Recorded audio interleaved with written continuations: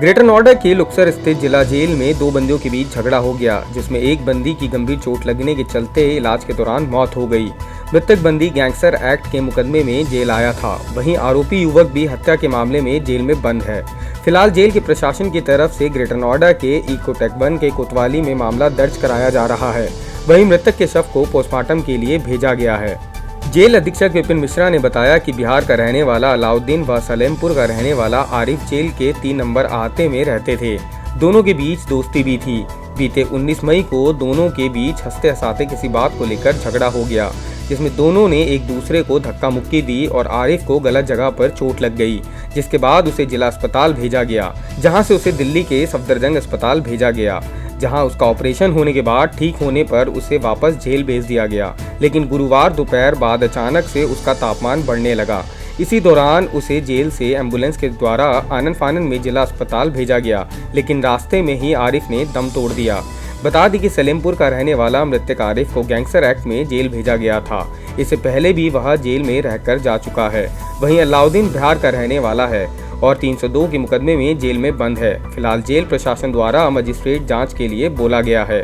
वहीं आरिफ के शव को पोस्टमार्टम के लिए भेज दिया गया है। ये मेरे चाचा का लड़का है, आरिफ नाम है इसका। पिछले 8 महीने से जेल में बंद था, 7 या 8 महीने से। हमारे पास 20 तारीख को कॉल आई कि आपका जो बंदी है वो सफदरजंग हॉस्पिटल में एडमिट है। हम वहाँ गए, डॉक्टर से बात की। डॉक्टर से बात करने के बाद हमें पता लगा कि इसकी गर्दन की और रीढ़ की हड्डी टूटी हुई थी, और जब हमने गौर से देखा इसको तो इसके सर में भी चोट थी। 4 या 5 टाँके लगे हुए थे।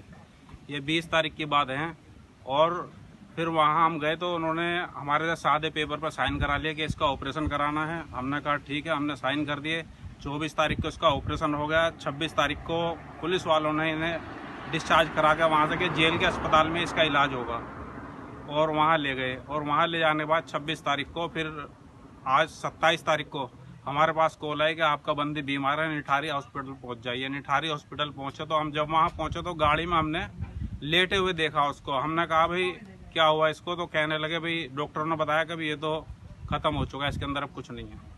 सर किसके साथ लड़ाई हुई थी, कुछ मालूम पड़ा अंदर? ये पता नहीं लगा। इसने ये बताया कि अंदर लड़ाई हुई है, और जो जेलर साहब हैं उनकी कॉल आई थी किसी पुलिस वाले के मोबाइल पर, वीडियो कॉलिंग करके उन्होंने कहा कि भाई जो है आप किसी से बात मत करना फालतू, अगर कोई बात खुलती है तो फिर इसका भुगतान तुम्हें करना पड़ेगा।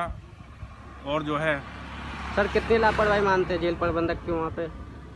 सारी लापरवाही है, क्योंकि जब ये गया था तो बिल्कुल बोलता हुआ ठीक ठाक था। ऑपरेशन होने के बाद भी हम इसको डेली बात कर रहे हैं जो है, और बिल्कुल ठीक गया। परसों एक छुट्टी हो गई थी और कल इसको पता लगा कि 3 बजे ख़त्म हो गया। 3 बजे हमारी कॉल आई थी, 4 बजे हम पहुंच गए थे हॉस्पिटल, तो वहाँ लेकर जिप्सी खड़ी हुई थी, पता लगा ये ख़त्म हो गया। बस तब से हम मोर्चरी पर हम बैठे हुए हैं। देखिए, परिवार वालों को यदि कुछ कहना होता तो आरिफ यहाँ से जब गया 19 को तब भी बोल रहा था, बात कर रहा था। वहाँ एडमिट था तब भी बात रहा था। यहाँ आया तब भी बात कर रहा था। इस बीच उसके साथ परिजन भी थे। तो अगर इस दौरान कोई भी बात होती तो वो जरूर परिजन बताते।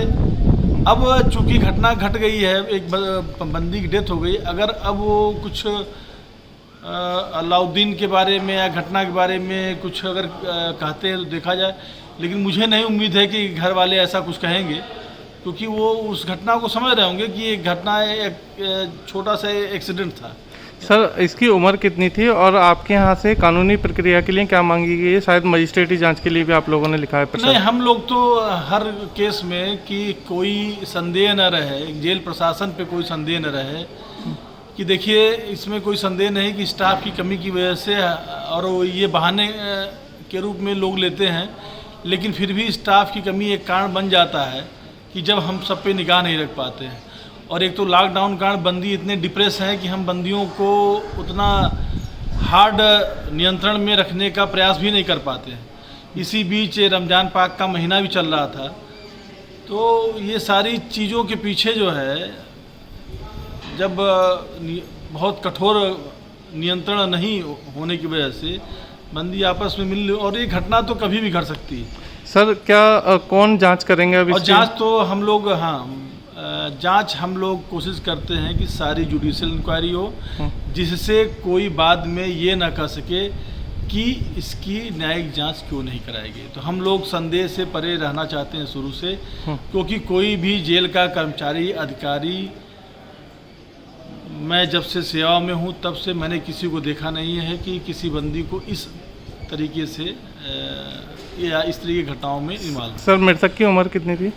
मृतक की उम्र 28 साल थी और वो आर्म्स एक्ट में और गैंगस्टर में जी। इस बार केस में आया था। इसके पहले भी उसके पुराने केसेस में भी अंदर आ चुका था वो बंदी पहले। ठीक है।